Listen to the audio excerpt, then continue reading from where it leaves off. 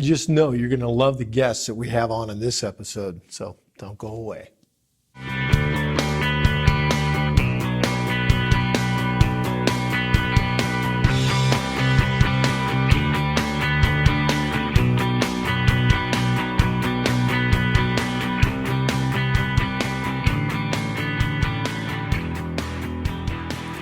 Welcome to another episode of The Interview. I'm Dr. Rick Wadge, and we have a special guest with us. I'm very honored to have him on the show this week, and that is Sheriff Joel Richardson from Randall County. Hey, Rick, I'm so glad to be here. It's my honor, my privilege. Thank you for asking me to come. It's my privilege and honor. You and I get to see each other at least once a week, and Right. which is really nice. Absolutely. And I don't know where the police force is these days, other than watching the news. But what I'm seeing is more and more faith in action, and people of faith behind the badge, trying to help our society. And we've got a real mess going on these days. I don't know if you want to talk about that. Let me tell you that I've been in this business now 44 years. I've actually been sheriff since 2001. I've never seen the climate in this country the way that it is today. In fact, in lots of the world. Yes. But I'm involved politically at the county level, at the state, and at the national level. With Trump as our president, I was excited. But boy, has it been a struggle. Yeah, and get specific with me if you would. What are some of the issues you're seeing? Because I'm seeing them from my perspective. Absolutely. Well, there's a number of things, but under President Obama, Yes. and Attorney General Eric Holder, attitude toward police became real negative. Attorney General Holder got all caught up in the local police looking too militaristic. And the truth is that in today's world, we need to have more and more military tactics, more and more gear. For years, we were outgunned by the bad guys. Today, under President Trump, we've gained some of our backing from the national government back. He's been very, very pro law enforcement, praises law enforcement all the time. Yes. And even though there's still almost a war on law enforcement, backing from the very top means the world to law enforcement. Yes. I have two police officers in my family, my brother, my brother-in-law. And all I can say is, God bless you. What you're up against, I don't think people realize. It's so easy to judge without having walked in the shoes. What you're up against day after day and your colleagues. Our community, now let's talk about Randall County, Texas for a minute. Our community is very, very pro law enforcement. I am very blessed to have great public support, as are most places in Texas. But across this nation, it is not that way. With the liberals, the Antifa, the real radical liberals, there is no respect for authority or law enforcement whatsoever. Any reasons you can think of? What's that about? Well, just the truth. I think they weren't spanked enough as a child. Let's just say it like it is. Right. I mean, we have raised a generation of spoiled brats that have no respect for authority whatsoever. We're seeing that across the board. Yeah. I think it was just, and I don't want to date this show, but I think as we're filming, weren't there just a couple of police officers killed in the line of duty? Or wounded? Or We're at the 23rd day of January right now. And there have been 8 killed so far this year in the line of duty. This year? This year. Now, those that want to remove our Second Amendment rights blame that for being the cause. That is not the cause. Guns never killed anybody. I can lay mine right out here, and it will lay right there till somebody picks it up. Guns aren't what kills people. Right. Guns are a defense mechanism for everyday Americans. We are very, very pro concealed carry. We appreciate law-abiding, good citizens that are willing to carry. Right. And we think about all these mass shootings that have taken place, specifically in the public school systems, and with people those that are in charge, not having the ability to defend the kids and waiting for a response, which is a fast response time by the police officers, but still there's that amount of time. Wouldn't that make a difference, I would think? The only way to stop a bad guy with a gun is a good guy with a gun. Yeah. That's it. Right. And until he meets resistance, he's going to continue killing. Right. And those people that, that talk about these idealistic methods of, if nobody has a gun, but that's idealistic. You're not going to remove all the guns from the criminals. The criminals don't care Right. what the law says. Yes. Thus, they're criminals. Yes. And if guns are outlawed, the only ones that have guns is outlaws. I mean, that's it. In a prior interview I did, I think with another dear friend of mine, we were talking about the disrespect these days in our country for our government officials, specifically in the White House. You want to talk about that? Well, I'll just say this. There are lifetime politicians in Washington, D.C. That don't want their apple cart upset. And we've elected an outsider to come into Washington, D.C., and there is nothing but resistance for him from those on the left, from some Republicans, if they're establishment. I hope the people will speak even louder in the 2020 election and put some common sense back into our federal government. Joe, you're a Bible-believing Christian, Yes, sir. and with a badge on, and looking at the state of affairs in our country specifically, and now you also work in other countries helping them. I have, yes. training. In Brazil, yes. Yes. What do you see as one of the biggest cautions that you're seeing right now in public safety and the change in our society? I'm just going to say it like this. Our nation needs to turn back to Christ and nothing else. Not one other thing is ever going to change it. I'm going to go a ways back, and I'm going to talk about when I first got in law enforcement. Okay. That was in the 1970s. And in the 70s, there was a lot of respect for law enforcement, and people in the general public didn't like criminals very much. And we all had the attitude of lock them up and throw away the key. And that was in the 70s. And what we did, they're coming back from prison just like they've been caged animals. Lock them up and throw away the key wasn't a good answer. So in the 80s, we decided, you know what, if these offenders had an education, they could get a job and wouldn't reoffend. Okay. And so in the prison system, you could get a GED and even a college degree. And all we did was turn out crooks that were smarter than they were when they went in.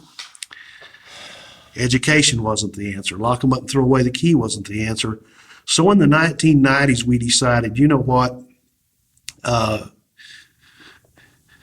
They must have a low self-esteem. So we had in prison a lot of hug-a-thug, fuzzy feel-good programs, and we turned out crooks that felt better about what they were doing than when they went in. It wasn't until the early 2000s that we all kind of decided you can't change a person's behavior till you change their heart. Well, we've spent billions and billions and billions of dollars locking people up, educating them, having them feel good about themselves, when the only answer is you change their heart. And the only way to change their heart is through the saving grace of the Lord Jesus Christ. And it doesn't cost billions and billions and billions of dollars.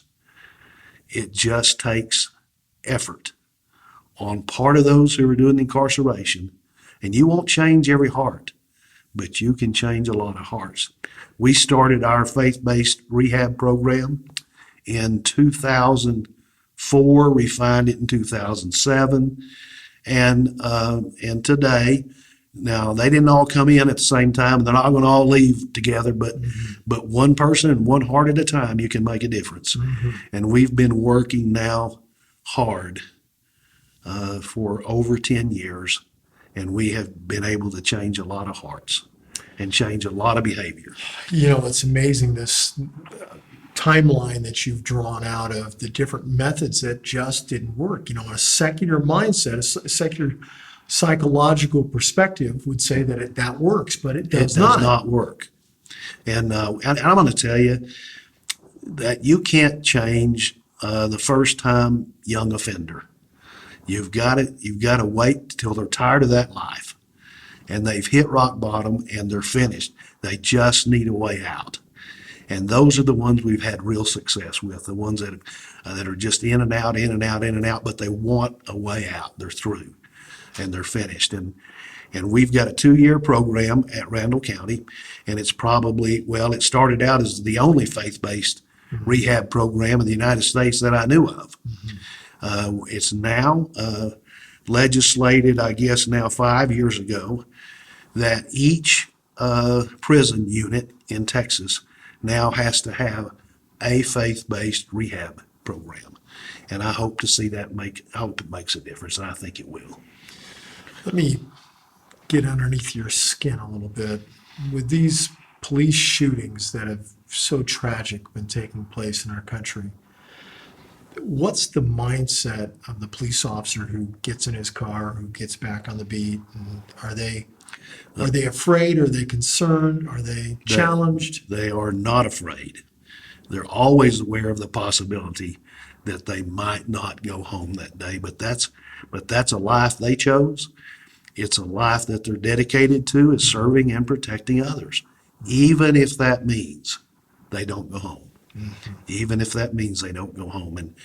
And so they're on their guard. And that's why it's important. If you're stopped at a traffic stop, hands on the steering wheel, period. Yes. Roll the window down. Hands on the wheel, keep your hands in plain sight, because officers are constantly on guard for have to be. For weapons. And so I think the general public doesn't understand, oh crap, I'm going to get a ticket, okay? And oh man, it's going to cost me some money and I'm mad. Believe me, these guys are just trying to keep you safe. Yes. Keep your hands on the wheel no matter how upset you are. What can people do to encourage the police officers in their community? What can they do? The people are so very good. A thank you always works as well as anything. You don't have to send sandwiches to the station, and you don't have to send donuts and cookies to the station, which we get a ton of. Do you? Absolutely we do, and I appreciate it. But a simple card or a thank you or an email means a lot. Yes. Well, I can't imagine the job you're having to do. I've heard the stories in my own family, and it's just, it's terrifying how the lack of morality, basic ethics, has just inundated this country. In the last few years, we're watching senators now, these new senators coming in, and their vocabulary and their lack of respect. And I'm thinking, you're educated enough to get the vote, but you're not educated enough to have any morality. I don't understand this. It is just exactly that way. And I'm going to be real honest. It is in the university setting in America. It is all taught, not all, 90+% taught by liberals, that you have freedom of speech and that nobody can take that away from you. And you can say anything you want to, whether it offends other people or not. And they forget about common decency. I agree. I'm thinking of these young kids right now that were down at the Capitol. Yes. And the fake news that came out, and many of the news reporters jumping on this story without getting the facts. Fine Catholic young men went for the march to the March for Life, minding their own business, trying to get on a bus from the Lincoln Memorial. A group attacks them, and they're the bad guys. And some of the remarks that were given, without me, I'm not going to repeat those. Some of the remarks that were given by high, you would think, upstanding individuals in production companies and directors and actors, and they have said things that, thank God, some of them have come back and said, I was wrong. Yes. And I guess there's a pending lawsuit for those who don't by this coming Friday, a couple days from when we're filming this. Good. I hope so. Yeah. I'll tell you that it is a shame that because you have a cap on, that you're attacked by the media. Mm-hmm. Anything to reflect and badly. What was that cap? It was a MAGA, Make America Great Again cap, red cap. And just because it represented Trump and his presidency, that's when the mainstream media attacked. If the guy had on a stocking cap or something, it wouldn't have hit anything like it did. It was just the hat. That's it. Sad. And this country is based on free speech. Yeah. Yeah. Right. It's based on free speech, unless you're a conservative. Mm-hmm. Unless you're a conservative. Right. And if you're a conservative, the liberals have made it clear that you're going to have to pay for it if you're a conservative. Okay, so let's talk about how damaging this country would be if we were all conservatives.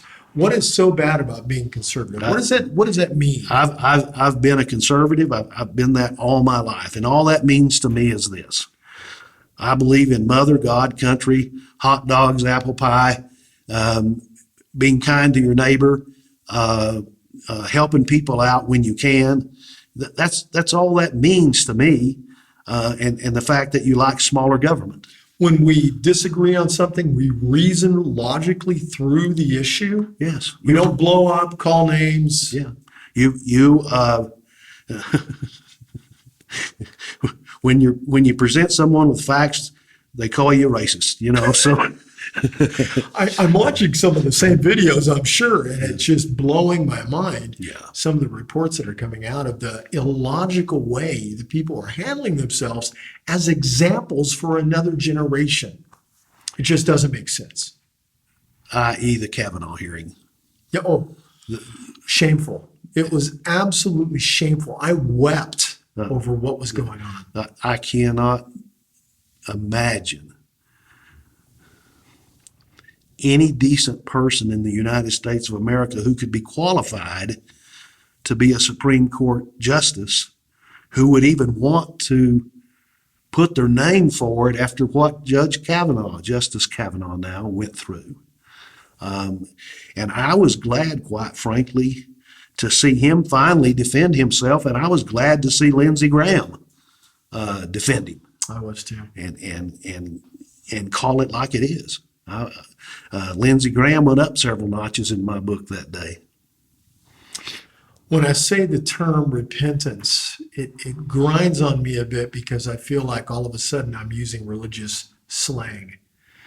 But this country, in the way it's behaved lately, in these liberal, immoral, unethical ways, needs to repent. I mean, that's just me. I'm not speaking for you. I'm speaking for myself. Oh, Lord, forgive us as a nation. Just the way we're treating one another.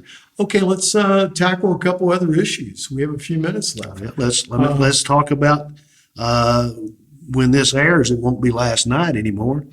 The legislature in New York passed or repealed any restriction on abortion last night. All the way up to the time of birth? Till the time of birth. And to see those legislators, the state legislators, stand and cheer made me sick. What's the reasoning behind this? I don't know. It just seems like the further right you can get, the Democrats seem to think that's better. The further right, the crazier away from all moral teachings, the further away, the better it seems like. And I don't understand that way of thinking at all. I was just watching the news this morning, and they were saying that the amount of the number of abortions has significantly increased. Significantly increased, and at least, it was the first trimester or up until so many weeks. And, Right. and that's still horrible. It's still murder. But now, right until they take their first breath, they completely legalize murder. What a shame. I don't have words. Yeah, I don't either. I'll tell you this. I hope that the church will in some way become more involved in the political process, in supporting godly candidates, godly men and women, in standing up for right, and condemning evil. And, the church is, in my opinion, is probably a silent majority. And I would just love to see them voice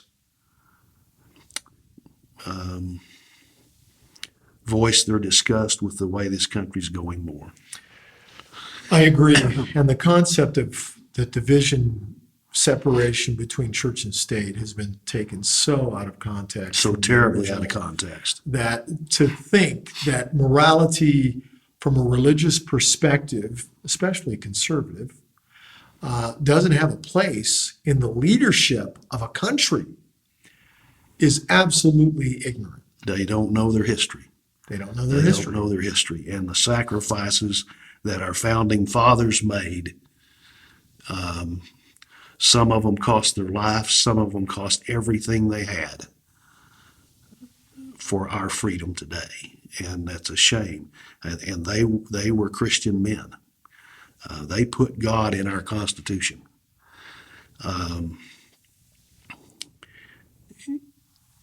And for the separation of church and state has been taken so far out of context. What that simply was meant to be was government has no business in or say so in someone's religious preferences, not the other way around. That religion or churches can't participate in government. That isn't true. They should participate. Right. And so, at any rate, I saw this morning a report where a sitting U.S. Senator, Democrat, wanted the Knights of Columbus named as a terror organization. What? The Knights of Columbus. Based on what? What Just action? ignorance, okay? The Knights of Columbus, I think it's just another attack on Catholics. You know what I mean? Sure. The boys that were in Washington were from a Catholic school, Right. and now the Knights of Columbus are evil. The Knights of Columbus are nothing but a group of Catholic men who do charitable work. That's right. That's nothing exactly, else. Sure. They're great people. They're That's great right. Americans. They do charitable work. That's Right. all they do. Yes. And so I think he's getting Knights of Columbus and Ku Klux Klan I think so. crossed up or something. So, It's just a shame that Christians and Catholics are coming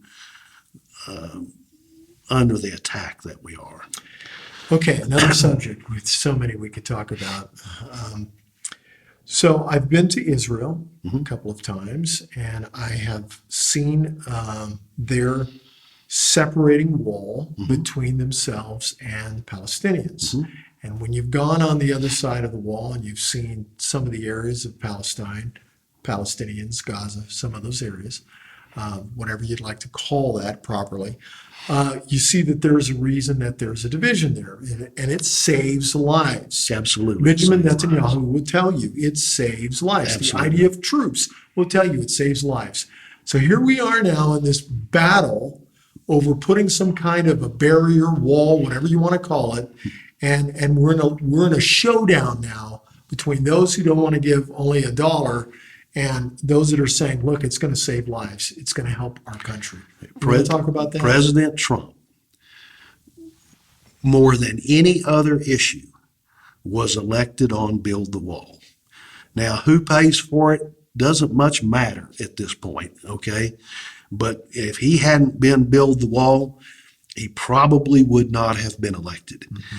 In law enforcement, any sheriff in the state of Texas can tell you, we need a wall, and we need a good wall, and we need it on the border. We need plenty of border patrol. Now, for years, the federal government didn't do their job. They're trying to do their job now. We as state officials had to do that job of protecting the people from the ones crossing the border. But it is no issue to get across the border, and I see helicopter footage monthly of all of the coverage that DPS does for the Border Patrol on our border. The evil is amazing, and stop. When we talk about human trafficking a lot, but and there is various different kinds of human trafficking, but the main ones we see are families and children in the backs of vans and semi trucks living in the most horrible, worst conditions anybody could ever live in, and that when it comes to human trafficking, we see some other sex human trafficking.